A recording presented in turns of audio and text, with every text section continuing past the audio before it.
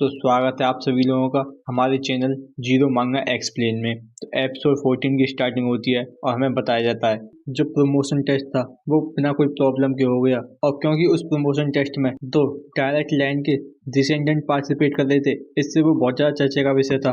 और दिखाया जाता है कि दो स्टूडेंट बात कर रहे होते हैं और उसमें से एक कहता है कि सच में जो यंग लेडी हैं वही फर्स्ट प्लेस पे आएंगी, तो दूसरा जवाब देते हुए कहता है कि उसमें सेकंड ईयर के भी स्टूडेंट पार्टिसिपेट कर रहे हैं, तो फर्स्ट ईयर के स्टूडेंट क्या उसमें रह भी सकते हैं।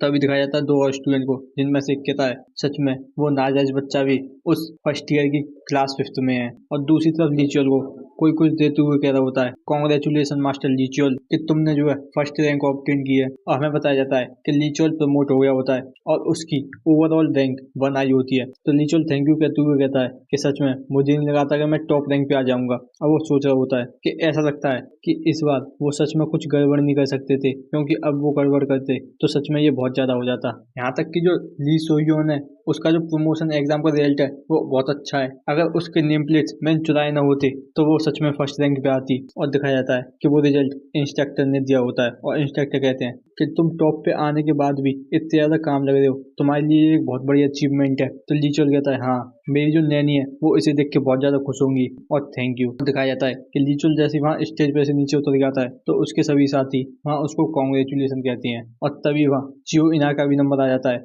और चियो इना भी अपने रिजल्ट लेने के लिए पहुंच जाता है और इंस्ट्रक्टर कहते हैं कि कॉन्ग्रेचुलेसन तुम प्रमोट हो गए। और हमें बताया जाता है कि चियो इना का ओवरऑल रैंक 13 होता है। कि चियो इना इतना ज़्यादा खुश होता है कि वो कपकपाते हुए उस रिजल्ट को लेता है। तो इस चीज़ को देख के लीचुअल कहता है कि अब यहाँ रोने मत लग जाना चियो इना, ये तुम्हारे लिए खुशी का मौका है। तो चियो इना कहता है कि मैं समझ गया मास्टर लीचुअल। और तभी किम्बो सियोंग का भी रिजल्ट मिल जाता है और हमें बताया जाता है कि उसका ओवरऑल रैंक 24 है। और फिर उसके बाद किम हान का नंबर और बताया जाता है कि वो प्रमोट हो गया है और उसका ओवरऑल रैंक 34 है। तो किम हान इसे देखते हुए सोच रहा होता है कि मेरा रिजल्ट सच में बहुत ज़्यादा एवरेज है, मैं इससे बहुत ज़्यादा डिसअपॉइंटेड हूँ, मगर ये तो अभी शुरुआत है कि मैं सच में मास्टर लीचुअल की तरह स्ट्रॉन्ग बनूंगा। और वहीं पे बोसियोंग सोच रहा होता है कि सच में मुझे और ज़्यादा हार्ड ट्राई करना होगा। और दिखाया जाता है चियोना जो वहाँ खड़ा सोच रहा होता है कि मैंने डिसाइड कर लिया है कि अब मैं चेंज हूँगा और मैं आगे से कभी भी किसी पे बर्डन नहीं बनूंगा। और अब मैं अपनी इस वीडियो को लाइफ को नहीं जीऊंगा, क्योंकि मैं अब से बिल्कुल हारने वाला नहीं हूँ।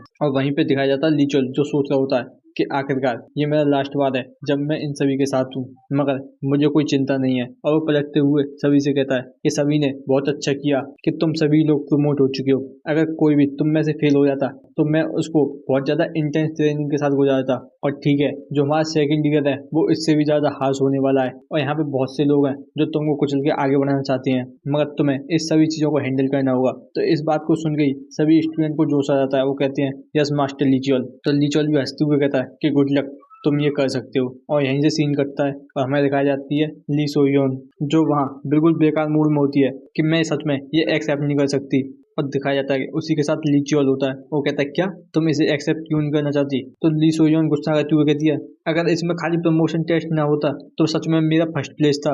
और ये क्या तुम्हारे लिए जरूरी था कि तुमने मुझे नॉकआउट करने के बाद मेरी सारी नेम प्लेट चुरा ली। और क्या तुम्हें ये पता भी है कि उसके बाद मुझे सारी नेम प्लेट दोबारा से कैसे करने में कितनी ज़्यादा परेशानी हुई है। अगर काश मेरे पास वो मेरी आइवरी शॉट होती। और इस बात को सुन के लीचुअल वहाँ सोचने लग जाता है कि हाँ सच में ये गलत नहीं कह रही कि मैंने सोचा था कि मैं इससे आसानी से जीत लूंगा, मगर मुझे इसको डिफीट करने में 1 घंटा लग गया। सच में ये पहले से बहुत ज़्यादा ग्रो हो चुकी है जितना मैंने इमेजिन किया था। और यहाँ तक कि अभी इसने अपनी शॉर्ट टेक्निक को अनलॉक भी नहीं किया और अभी ये अपनी पावर को यूज़ करने में प्रोफिशिएंट भी नहीं है, मगर फिर भी इसने ये सभी चीज़ें कर ली। मैं सच में अब इससे दोबारा से फाइट नहीं करना चाहता। और तभी ली सोयोंग कहती है कि फिर भी एक बैट तो बैट होती है। तो लीचुअल कहता है कि तुम अचानक से किस बारे में बात करने लग गई।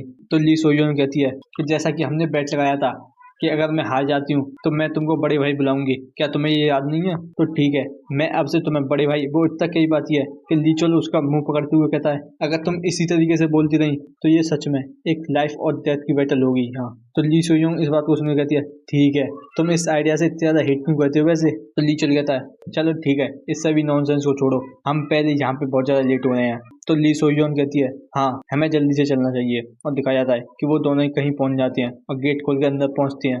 और दिखाया जाता है कि वो अपने फादर के पास आए होते हैं और वो दोनों ही अपने फादर को ग्रीट करते हैं। तो पैट्रियार्च कहते हैं कि वेलकम, और दिखाया जाता है कि वो तीनों ही चाय पीने लग जाते हैं क्योंकि चाय बहुत ज़्यादा इंपॉर्टेंट है। तो पैट्रियार्च अपना चाय का गिलास रखते हुए कहते हैं कि मैंने सुना है तुमने अपने फर्स्ट ईयर का टेस्ट कंप्लीट कर लिया है, तो तुम दोनों को इस चीज़ को करने के बाद कैसा महसूस हो रहा है। तो ली चोल वहाँ चाय पीते हुए सोच रहा होता है कि मुझे ये बार बार क्यों देख रही है।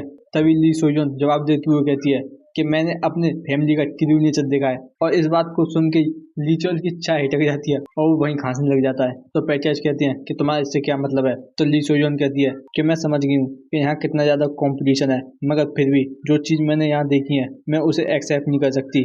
मैं हर एक चीज़ को बिल्कुल फेयर तरीके से करना चाहती हूँ और जो भी चीज़ मुझे अचीव करनी है वो मैं अपने स्वॉर्ड और अपने स्ट्रेंथ के दम पे लेना चाहती हूँ।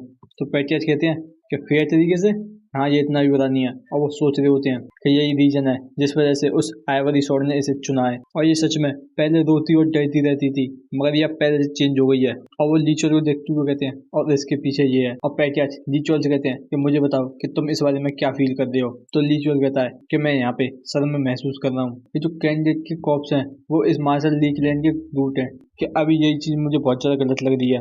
यहाँ तक कि वो फाइट भी नहीं करना चाहते, तो इसका मतलब तुम वीक हो और तुम हार रहे हो। और जो भी यहाँ फाइटिंग नहीं करना चाहता तो वो इस मार्शल लीग लेन से बिलोंग नहीं करना चाहिए। और मैंने इसी तरीके के कैंडिडेट देखे थे जो वहाँ इंस्ट्रक्टर की एबिलिटी, ट्रेनिंग मेथड को प्रॉब्लमेटिक बता रहे थे। तो पैट्रियार्च हंसते हुए कहते हैं कि कितना ज़्यादा बोल्ड स्टेटमेंट है। और इस चीज़ को देख के ली चोल हैरान हो गए, कहता है क्या वो अभी हंस रहे थे। तो पैट्रियार्च कहते हैं कि ये जो सभी बातें हैं वो तुम्हारे खुद के थॉट्स हैं जो भी तुमने इस स्टूडेंट लाइफ में जिए हैं, मगर हमेशा ही चिंता करना और इस वजह से तुम ऐसे माइंडनेस में खो जाओगे जिससे तुम निकलने में बहुत ज़्यादा परेशान होगे। और इस बात को सुन के ली चोल हैरान होकर सोचता है कि मैंने ये एक्सपेक्ट नहीं किया था कि फादर हमें एडवाइस देंगे। और ली सोयोन फादर की एडवाइस पाकर खुश हो जाती है और ली सोयोन और ली चोल दोनों ही फादर को थैंक यू बोलते हैं। और पैट्रियार्च कहते हैं और मुझे इन्फॉर्मेशन मिली है जो भी तुमने स्टूडेंट लाइफ में पूरा काम किया है 1 साल कि जो मिशन था फॉर्मर वॉरियर से अलग था, मगर जो कंटेंट है वो इनका सभी का सेम है। और तुमने ये रियलाइज कर लिया कि वो एक टेस्ट था जो मैंने तुमको दिया है और इस वजह से मैंने तुम दोनों को यहाँ रिवॉर्ड देने के लिए बुलाया है तुम्हारे एफर्ट्स के लिए। और इस चीज़ को सुन के ही ली चोल सोच रहा होता है कि जब भी बात रिवॉर्ड और पनिशमेंट पे आती है तो वो बहुत ज़्यादा स्ट्रिक्ट होते हैं, तो यहाँ पे सच में एक रीज़न होगा जिस वजह से वो हमें रिवॉर्ड दे रहे हैं। तो ली सोयोन अपना हाथ खड़ा करते हुए कहती है कि अगर ऐसी बात है तो मैं जो है ड्रैगन स्किल, चेस्ट प्लेट और एरिस्टियन ग्रेड आर्मर लूंगी। तो पैट्रियार्च कहते हैं कि अच्छा है, मैं ये इन्फॉर्म कर दूंगा, तो कल तुम जाके ये ट्रेजर री से ले सकती हो। तो ली सोयोन खुश होती हुई कहती है कि मैं समझ गई और इसके लिए बहुत ज़्यादा थैंक यू।